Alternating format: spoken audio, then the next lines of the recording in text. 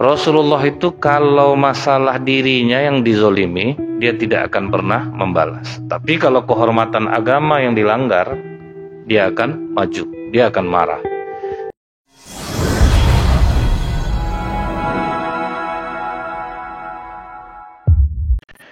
A'udzubillahi minasyaitonirrajim. Bismillahirrahmanirrahim. Assalamualaikum warahmatullahi wabarakatuh. Innal hamdalillah nahmaduhu wa nasta'inu wa nastaghfiruh wa na'udzu billahi min syururi anfusina wa min sayyiati a'malina. May yahdihillahu fala mudhillalah wa may yudlil fala hadiyalah. Asyhadu an la ilaha illallah wahdahu la syarikalah wa asyhadu anna Muhammadan abduhu wa rasuluh. Allahumma shalli wa sallim wa barik ala hadzal nabiyil karim wa ala alihi wa sahbihi ajmain. Bapak-bapak pengurus masjid yang saya hormati, alim ulama, tokoh masyarakat, cerdik pandai, bapak ibu, orang tua yang saya muliakan, hadirin hadirat yang semoga kita semua senantiasa dirahmati oleh Allah. Bersyukur kita kepada Allah dengan mengucapkan alhamdulillahirabbil alamin. Di tengah kesibukan bapak ibu, Allah masih berikan kekuatan iman hingga bisa duduk di masjid ini. Semoga apa-apa yang Bapak Ibu lakukan ini dibalas Allah dengan pahala yang berlipat ganda. Amin ya rabbal alamin. Bersolawat kita kepada Rasulullah sallallahu alaihi wasallam dengan ucapan Allahumma shalli ala Muhammad wa ala ali Muhammad. Sebagaimana dikatakan oleh para sahabat, solawat ini solat tanpa wudu, Pak. Jadi itulah kapan saja kita bisa bersolawat. Dan dahsyatnya itu Bu ya, apapun amalan yang kita baca, yang kita zikirkan, baik kita mengerti dengan zikir itu ataupun tidak, tetap akan memberikan pengaruh ke dalam jiwa kita. Contoh nyata yang baru-baru ini Pak, seorang perempuan artis Mesir yang sangat plural, yang boleh dibilang sangat jauh dari agama. Jadi dibuatlah film Pak tentang seorang perempuan solehah di masa lalu, namanya Rabi'ah Al-Adawiyah. Dia pemerannya Pak. Nah Rabi'ah Al-Adawiyah ini hari-harinya itu baca Quran, solawat. Di luar dia solat Pak, baca Quran dan solawat. Jadi kalau kita baca riwayat Rabi'ah Al-Adawiyah itu, setiap kali bicara dia selalu bicara dengan bahasa Al-Quran. Jadi artis ini dalam perannya itu tentu jadinya sering berpura-pura membaca Al-Quran. Dibaca juga Al-Quran ini Pak, ini harus. Tapi hanya acting.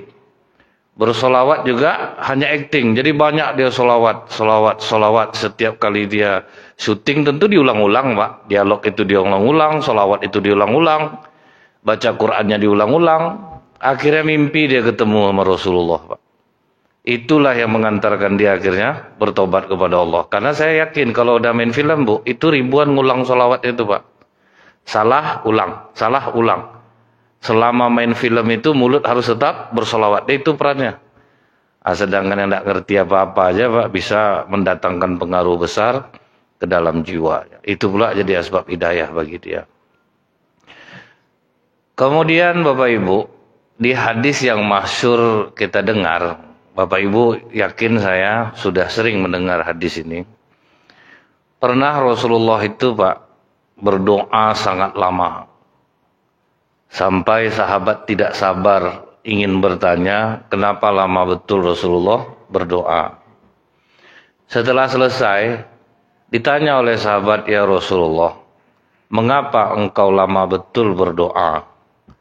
Kata Rasulullah, aku memohon kepada Allah tentang 3 hal. 2 dikabulkan, 1 tidak. Yang pertama itu doa Rasulullah, ya Allah, jangan binasakan umatku ini karena banjir. Dan ini dikabulkan oleh Allah. Jadi umat Islam ini tidak akan punah. Ada banjir, ada yang tidak.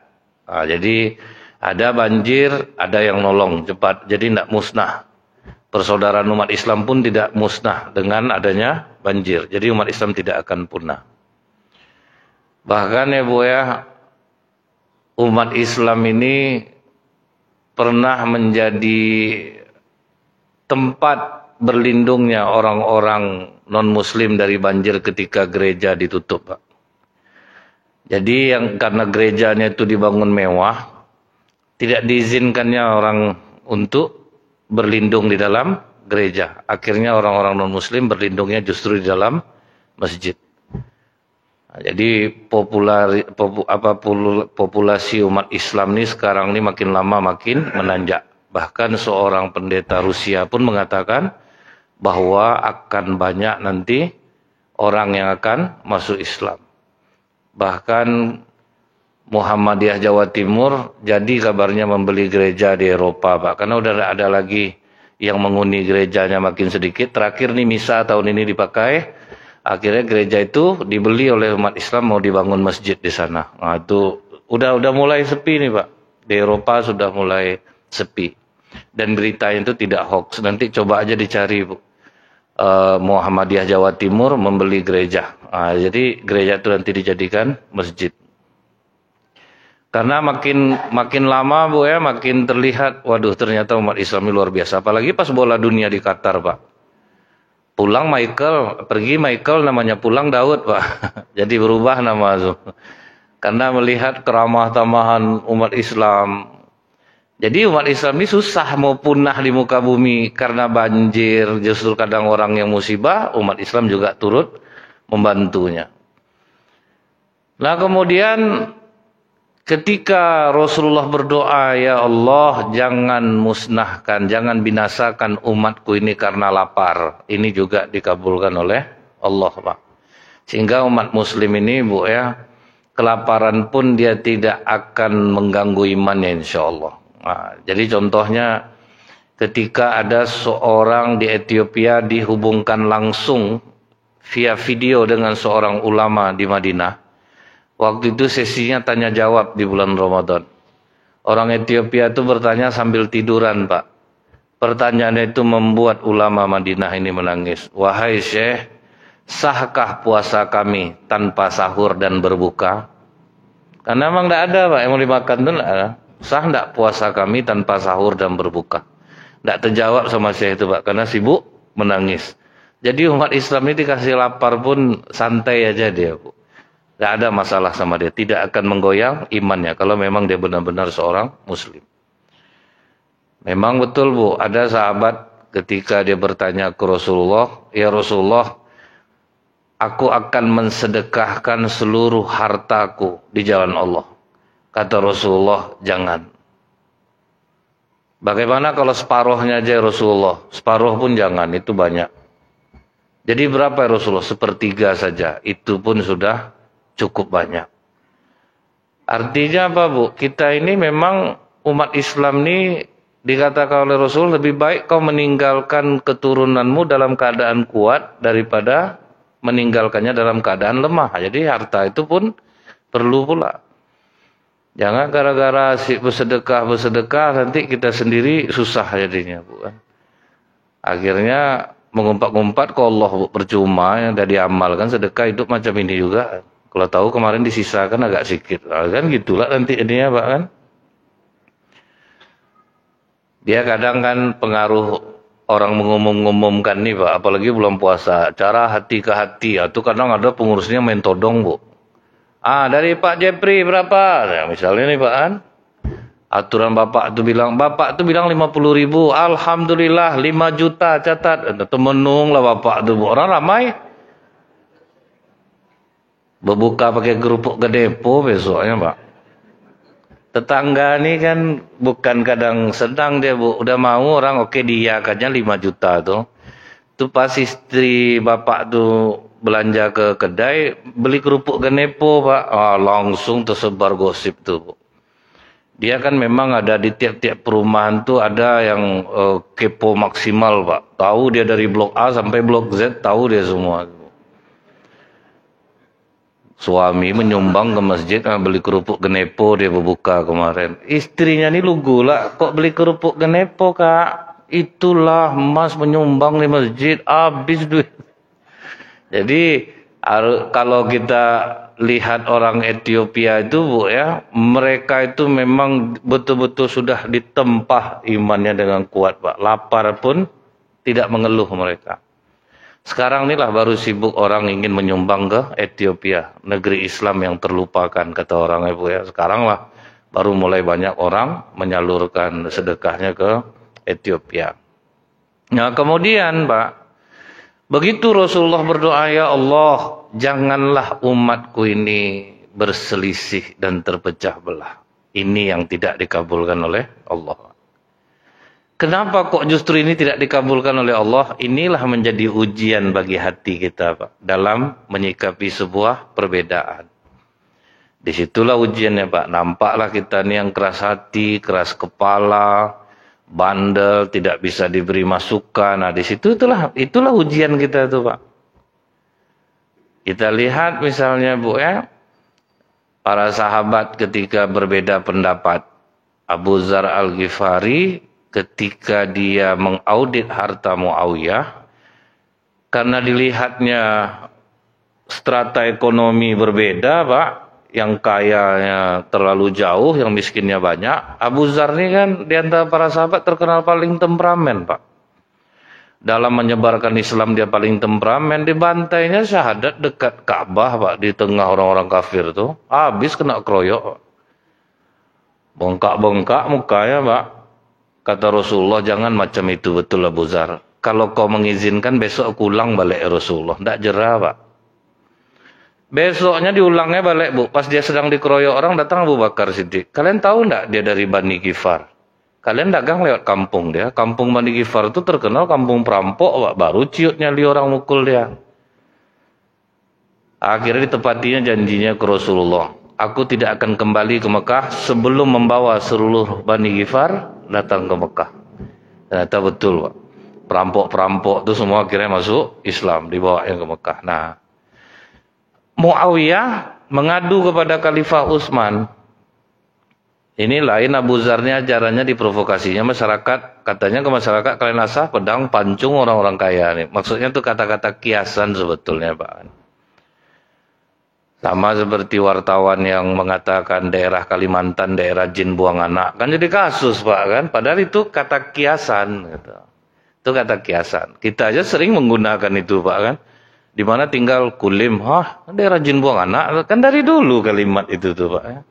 Cuma karena kalau orang sesekali mendengar itu digorengnya, Pak. Jadi, Pak. Jadi, Bu Klis kalau ngedit, tengok-tengok juga ya Klis ya. Cukup lah, apa ya Pak ya, nanti susah nanti dia. Nah kemudian, begitu dengar kabar itu Pak, ditarik dia oleh Khalifah Utsman bin Affan. Ditarik dia ke Madinah. Karena cara dia itu kan temperamen ya Pak. Jadi kata Utsman, udahlah, di sini aja kau bersamaku, Abu Dzar. Apa kata Abu Dzar Al-Ghifari? Maaf Khalifah, aku tidak sependapat denganmu. Izinkan aku mengundurkan diri dari pemerintahanmu. Mundur dia, Pak. Jadi bukan apa ya, Bu, bukan melawan dia, tidak. Mundur, dihasut oleh orang. Kami mendukung kau Abu Dzar, gerakan kau ini benar. Bagaimana kalau kita kudeta Khalifah Utsman? Kata Abu Dzar Al-Ghifari, tahu kalian enggak? Sempat Khalifah Utsman menyuruh aku gantung diri, sekarang aku gantung diri aku. Itu sahabat, Pak. Itu diuji kita, Bu ya. Dengan berbeda itu diuji kita nih sekarang. Disitulah nampak akhlak kita itu, Pak, ketika kita berbeda. Nah, kadang kan kita kalau sekarang kan jadi permusuhan tuh, Pak. Pindah masjid, Pak. Kalau beda pendapat sekarang, Bu. Jauh sholatnya. Bawa keluarga semua, Pak. Kita ceramah ini kan kemana-mana, Pak. Jumpa masjid, apa itu, dakwah Rumbai, Pak. Sejauh-jauh ya. Sampai sini sembahyang, Pak. Itulah masalah gini, Ustaz. Rapat kemarin. Ada. Susah, Pak. Memang disitulah ujiannya. Kita tuh pasti berselisih. Kita tuh pasti berbeda. Orang kan punya pandangannya sendiri-sendiri, Pak. Jadi susah jadinya. Saya pernah menggambar bulat 2, terus kasih tengah garis lurus. Tanya kepada murid-murid, Pak, ini gambar apa? Mereka bilang gambar kacamata. Tapi coba kalau saya bilang itu gambar orang sedang bawa bakul, Kan ada titik tengahnya di tengah garis tuh. Orang sedang bawa bakul tapi dilihatnya dari atas. Kan bisa juga, Pak. Nah, jadi Pak, cara pandang orang ini berbeda-beda gitu.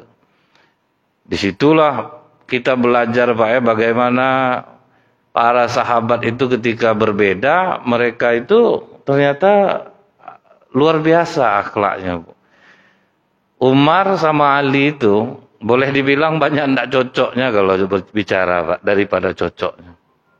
Tapi ketika Umar membutuhkan Ali, dia buang egonya, Bu. Jadi ketika agama membutuhkan, buang ego. Kalau kita, Pak, berbeda pendapat, rupanya bapak yang pindah masjid ini betul pendapatnya. Datanglah balik pengurus ke rumah, bang, minta maaf betul kami, bang. Ternyata betul pendapat abang, bang. Bantulah, matilah kalian. Kalian tuh tak bisa, aku bilang. Aku ya, kan inilah gaya nih, Pak, ya. Itu sudah tuh, Bu, cerita ke orang pengurus masjid menangis-nangis ke rumah. Siapa? Tidak ada orang nangis, Pak. Datang biasa aja sebetulnya. Itu gitu, susah, Bu, ya. Susah. Dulu kan pernah ada ide, Pak. Ide orang liberal di Indonesia apa, Bu? Naik haji ke Mekah tuh diganti-ganti aja bulannya. Jadi Januari negara mana, nanti Februari negara mana. Kenapa mesti berdesak-desakan? Kan gitu ya, Bu, ya. Memang disuruh berdesak-desakan itu supaya kita menguji hati kita, Bu. Ketika kita berbeda dengan orang, melihat kebiasaan orang. Satu kamar 6 orang, ada yang bisa pakai AC, ada yang enggak.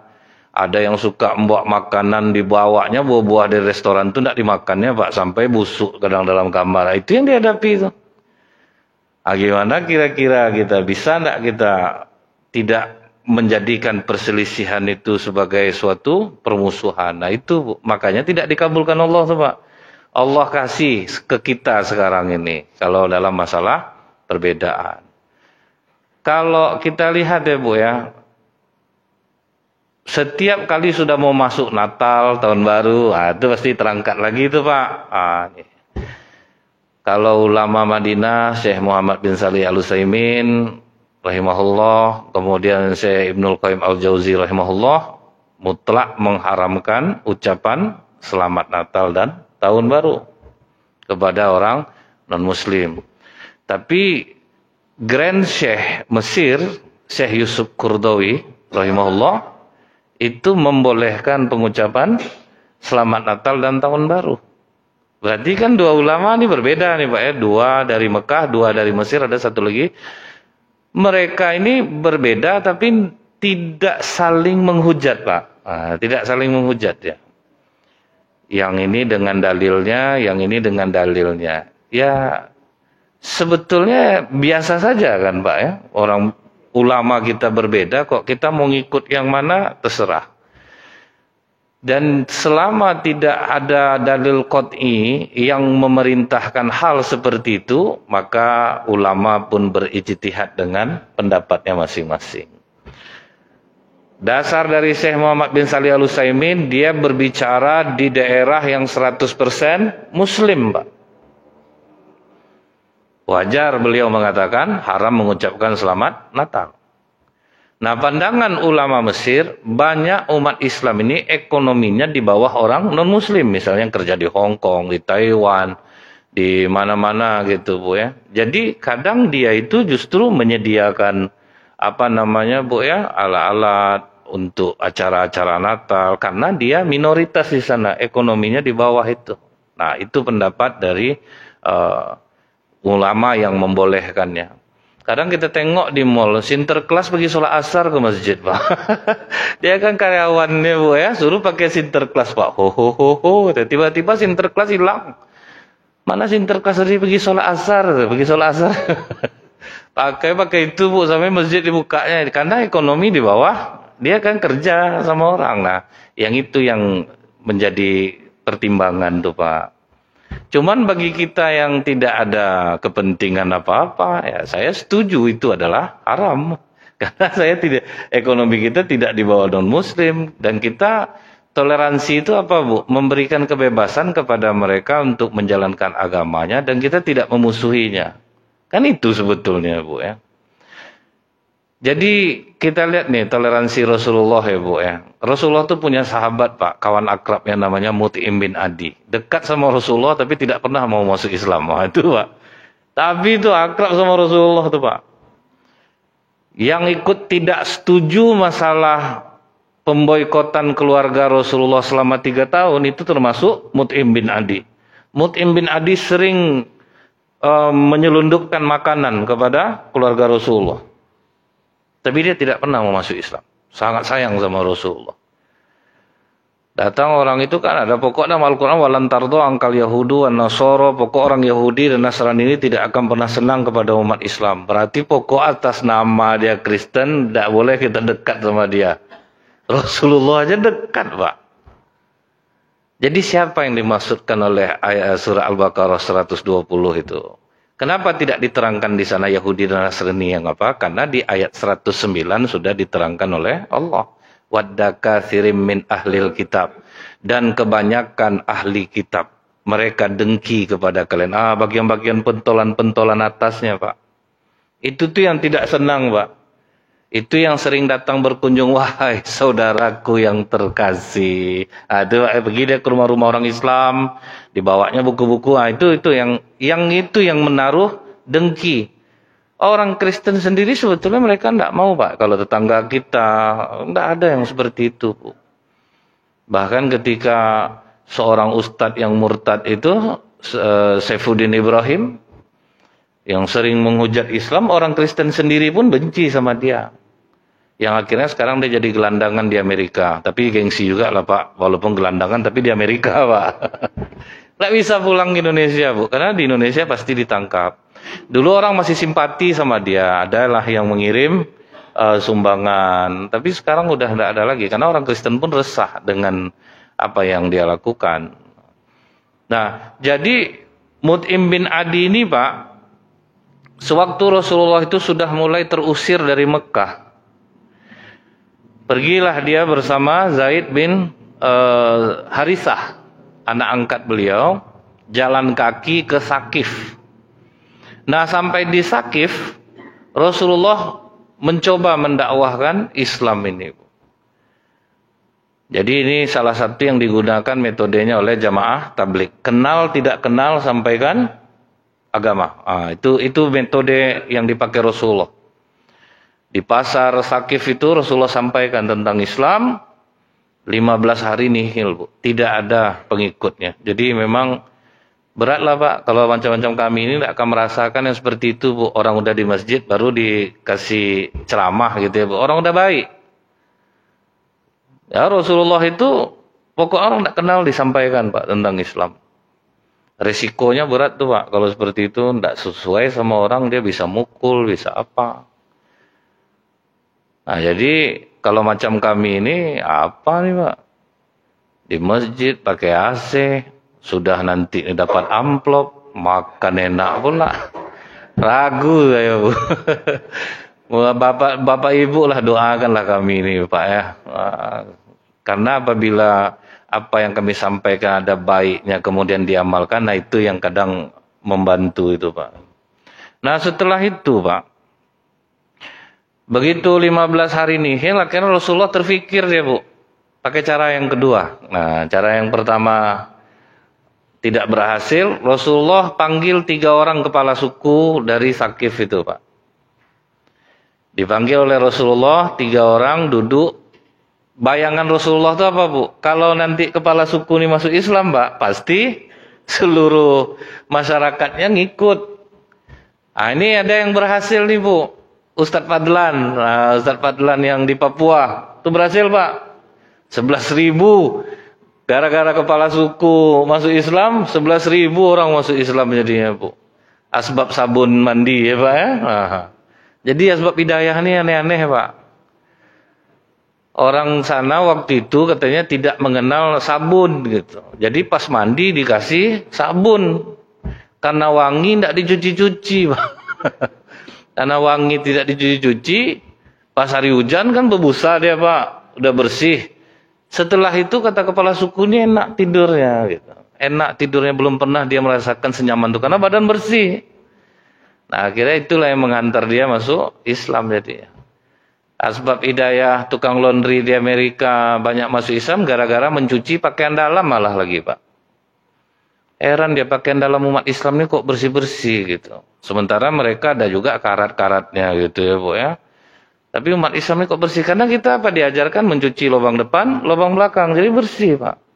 Itu yang mengantarkan mereka masuk Islam. Jadi asbab hidayah ini macam-macam lah. Nah kemudian rupanya gagal, Pak. Kepala suku ini langsung masam mukanya, cemberut. Udah terasa sama Rasulullah ini gelagat sudah tidak bagus. Maka Rasulullah mengatakan kalau memang tuan-tuan tidak bisa menerima apa yang saya sampaikan, izinkan saya tinggal di sini. Bisa enggak saya minta perlindungan? Kata 3 orang kepala suku ini, hebat betul kau. Datang kemari menyakiti kami. Kau hina berhala kami. Padahal tidak ada kalimat hinaan. Rasulullah kan cuma mengajarkan tentang tauhid. Terus kami harus melindungi kau di sini. Tidak bisa. Kalau memang tidak bisa, izinkan kami keluar dari sini. Oh itu pun tidak bisa. Kami bikin jera kau. Seluruh penduduk Sakif, Bu, mengambil batu dan melempari Rasulullah. Dilempari apa kata Zaid, Pak, sampai pecah tumit Rasulullah tuh, Bu. Ya, sebanyak itu yang melempar, Pak kan. Apakah Rasulullah lari? Lari, Pak. Dan lari itu 3 mil, Bu, hampir 4 kilo. Lari sprint. Jadi di sini kita tahu, Bu, kalau ada bahaya kita harus menyelamatkan diri, Pak. Jangan pula sampai apa namanya ini, Pak ya, menjatuhkan diri kepada kebinasaan. Dulu ingat saya gunung udah mau meletus, Pak. Kalau Allah tidak izinkan saya mati hari ini, saya tidak akan mati. Hangus. Ya, selamatkanlah diri. Nanti orang niru jadinya, Pak kan. Jadi memang ini ada juga, Pak, seorang ulama sedang diwawancara, Bu, gempa bumi. Dia cuma tidak panik. Disuruhnya diam, disuruhnya orang yang dekat mewawancaranya ini diam, zikir dia, Pak, sampai tenang tuh ada juga gitu. Karena kan iman tuh kan tidak bisa dibuat-buat, Pak ya, tidak bisa dia dibuat-buat. Setelah Rasulullah lari, pingsan di kebun kurma, di kebun anggur milik Saibah. Pas pingsan itu datanglah seorang budak yang disuruh Saibah. Kasihan orang itu berdarah-darah, kasih dia makan, kasih dia minum. Disinilah kita tahu ya, Bu ya, bahwa Allah itu kadang selalu mengiringkan antara musibah dan kenikmatan, Pak. Itu selalu terjadi pada diri orang-orang beriman dengan syarat dia tidak nulis status kalau sedih. Itu aja, Bu. Tapi kalau nulis status batal, Pak, berarti ngeluh gitu. Kan ada orang, Pak, dapat musibah, langsung dia video gitu, Bu ya. Assalamualaikum, saya mau cerita. Kan itu ya, Bu ya. Saya ke rumah sakit ini, terus rupanya gara-gara pengaruh obat yang ini, saya tidak dikasih obat lambung, akhirnya itu batal pertolongan Allah, Pak. Jadi kita dapat musibah, kita terima takdir itu, karena takdir ini kan ada 2, Bu. Ada namanya takdir mubrom, ada namanya takdir mu'allaq, Pak. Takdir mubrom itu sesuatu yang telah ditetapkan oleh Allah. Jadi misalnya nih, tanggal 23 Januari ibu ini jatuh kemudian tangannya terkilir. Itu tuh udah ketetapan, Pak. Tapi ada namanya takdir mu'allaq. Takdir mu'allaq ini masih bisa dirubah dengan usaha. Petani supaya tanah gembur dicangkulnya, disirami, itu takdir mu'allaq. Jadi kalau sesuatu yang sudah ditetapkan itu tidak akan meleset, Pak. Kapan bayi lahir, apa jenis kelamin bayi di dalam perut ibunya. Walaupun sekarang alat sudah canggih ya, Pak ya, tapi itu tetap sebetulnya takdir mubrom, sudah ditentukan oleh Allah. Kadang bahkan meleset di USG laki-laki, Pak, keluar perempuan ya, Bu ya. Akhirnya melambai anak jadinya. Karena bapaknya berdoa minta laki-laki. Nah setelah itu, Pak, terhibur hati Rasulullah karena apa? Akhirnya budak ini mau masuk Islam dia, Pak. Waduh, cerah balik, Bu. Sama orang udah jualan dari pagi sampai sore, udah lemah. Belanja orang, itu terobat tuh, Pak. Yang sepi dari pagi itu langsung hilang rasanya. Nah kemudian dapat lagi hiburan. Apa hiburan yang kedua Pak? Malaikat penjaga Jabal Taif itu, di daerah Taif itu, menawarkan diri kepada Rasulullah. Gimana? Mau kita angkat aja bukit nih, kita empaskan. Kata Rasulullah, jangan. Justru aku berharap dari sulbi-sulbi mereka lahir anak-anak yang bertakwa kepada Allah. Ternyata betul Bu, dari daerah Sakif ini, di kota Taif itu, banyak mengeluarkan ulama jadinya. Jadi dianjurkan kita ini memberikan doa baik terhadap sesuatu yang buruk dulu gitu. Jadi jangan yang buruk dulu, tapi doa yang baik dulu Pak, dikasih. Ternyata kesabaran Rasulullah ini berbuah manis. Nah kemudian dapat lagi hiburan yang ketiga Pak. Pas Rasulullah sampai di Wadi Naklah, Rasulullah duduk membaca Quran.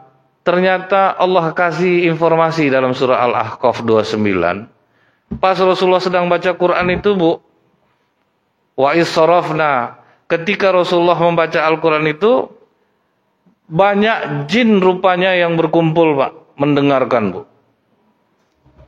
Sampai jin itu berdesak-desakan nyuruh kawan-kawannya diam, dengarkan ini, dengarkan ini. Akhirnya jin pun masuk Islam jadi. Manusia tidak mau masuk Islam, jin akhirnya masuk Islam. Terobat hati Rasulullah jadinya Bu. Jadi jin ini dia juga memilih agama Pak. Maka dia juga ada yang Kristen, dia juga ada yang Buddha, dia juga ada yang Muslim gitu. Yang premannya juga ada, tapi pandai baca Quran tuh ada juga Pak kan.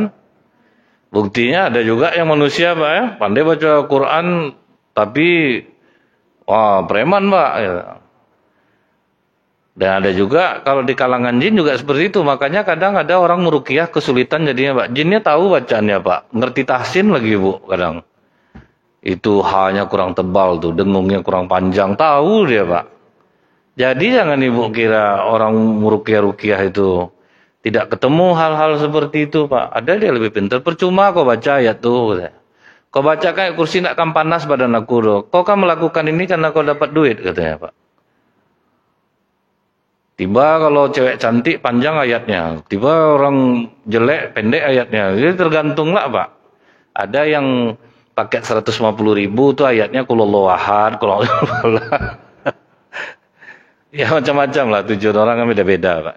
Nah setelah itu Rasulullah mau masuk Mekah Pak, kan tidak boleh Bu.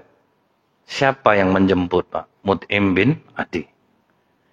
Mut'im bin Adi inilah yang menjamin. Dia kalau ada yang menjamin, tidak ada yang ganggu. Pergi dia sama anak-anaknya Pak, kita jemput Muhammad di gerbang kota.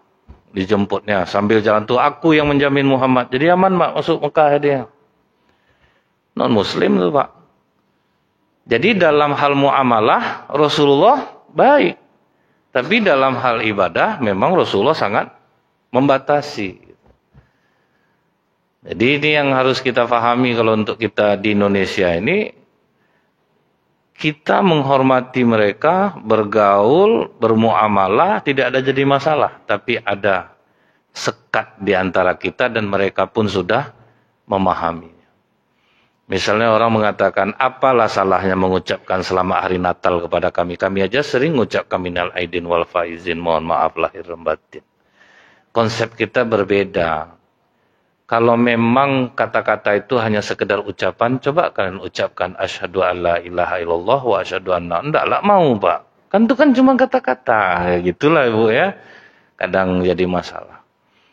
Sedangkan kita aja bilang gini, aku talak kau sebagai istri aku. Gara-gara ucapan itu aja bisa jatuh Pak. Itulah perkataan yang tidak boleh main-main. Hanya ucapan langsung jatuh. Jadi ucapan ini jangan dikira sembarangan nih Pak ya. Sampai dibilang orang Bu ya, banyak orang yang menyesal karena bicara, hanya sedikit orang yang menyesal karena diam. Kalau bicara kita perak, diam kita adalah emas. Kalau bicara kita emas, diam kita adalah perak. Jadi kalau makin banyak kita diam, buka toko emas kita, Bu. Aman tuh, Pak. Emas dalam tanda kutip ya, Pak. Banyak orang mau dekat sama dia jadinya. Karena apa? Merasa aman, dia diam. Dia tidak akan berbicara kepada orang lain. Mut'im bin Adi ini sampai apa kata Rasulullah waktu perang Badar, Bu? Kalau sempat Mut'im bin Adi memohon kepadaku untuk melepaskan tawanan ini, akan kulepaskan semuanya. Karena hormatku kepada Mut'im bin Adi. Jadi siapa yang menjadi musuh orang Islam ini? Wadda katsirin min ahlil kitab. Sebagian besar ahli kitab. Orang-orang pentolan atas. Itu saya sering melihat, Bu ya, di CFD di Jakarta. Itu menyebarkan brosur. Itu tuh, Pak. Terus datang ke warung-warung, mengajak orang untuk berdoa dengan cara apa? Yo, mereka-mereka itu kalau yang tetangga kita kan tidak ada yang ganggu, Pak. Biasa saja. Tidak ada yang memusuhi kita. Apa kata Rasulullah, Bu? Apabila ada orang non-muslim tinggal di perkampungan orang muslim, merasa tidak aman dia, sama kalian dengan membunuh aku. Nah itu cara Rasulullah, Bu ya. Apa kata Anas bin Malik? 9 tahun aku tinggal sama Rasulullah. Rasulullah itu kalau masalah dirinya yang dizolimi, dia tidak akan pernah membalas. Tapi kalau kehormatan agama yang dilanggar, dia akan maju, dia akan marah. Termasuk kepada Ummul Mukminin Aisyah sendiri, Pak. Istri yang hanya ketika di rumahnya lah ayat turun. Cuman Aisyah, Pak. Sampai kata istri-istri lain, kami ini kan istri kau juga ya Rasulullah. Kenapa kau kalau ceritanya mau sama Aisyah? Terus kalau sahabat-sahabat lain kalau ngantar-ngantar makanan pas kau di rumah Aisyah. Kata Rasulullah apa, Bu? Karena ketika aku bersama Aisyah lah ayat turun. Tidak kepada istri yang lain. Itu kelebihan Ummul Mukminin Aisyah. Itu kan sayang Rasulullah berarti, Pak. Jadi ketika Rasulullah duduk bersama Ummul Mukminin Aisyah, orang Yahudi lewat. Kemudian mengatakan kepada Rasulullah, Assalamualaikum ya Muhammad. Kalau Assalamualaikum, oke lah Pak, selamat atas kamu Muhammad. Ini enggak, Bu, celaka kamu. Matilah kamu Muhammad. Nah, itu tiba ya, Pak. Jadi kalau kita di WA, kalau memang kan menyingkat, bagus enggak usah buat Assalamualaikum lagi.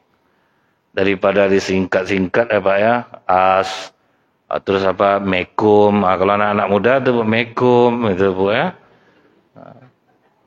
Jadi kalau enggak ya enggak usah dibilang itu. Kalau enggak VN, Assalamualaikum, kalau malas nulis gitu ya Pak. Karena dia berkata seperti itu, Aisyah langsung ngamuk, Pak. Apa kata Aisyah? Kalian yang celaka, kalian yang dilaknat Allah. Marah Rasulullah ke Aisyah, Pak, bukan ke orang Yahudi itu. Aisyah, jika apa yang keluar dari mulutmu itu dimasukkan ke dalam laut, akan keruhlah air laut itu. Jangan kau membalas dengan makian. Padahal sayang tuh, Bu, kan. Tapi karena ini masalah agama, Rasulullah tidak toleransi. Tidak boleh memaki. Tidak boleh melaknat. Tapi kau kan dicaci maki Rasulullah. Aku kan udah jawab. Dia katakan tadi, Assalamualaikum. Aku jawab, Waalaikum. Matilah kau Muhammad, kau juga. Nah itu balasannya, Pak. Santai aja, tidak ada masalah bagi Rasulullah. Nah itu cara Rasulullah ya, Bu ya, kalau kehormatan agama, istrinya pun beliau marahkan. Nah, bagaimana Umar bin Khattab ketika menjadi khalifah? Waktu Umar bin Khattab menjadi khalifah, 52 negara di bawah kekuasaan umat Islam. Termasuk Yerusalem, Bu. Padahal Yerusalem itu kan lebih dekatnya, dia harusnya di kekuasaan orang Romawi, Pak. Kan dua waktu itu kekuatan, Imperium Romawi sama umat Islam. Seharusnya Yerusalem itu lebih dekat kepada Romawi. Balik penyakitnya, Pak.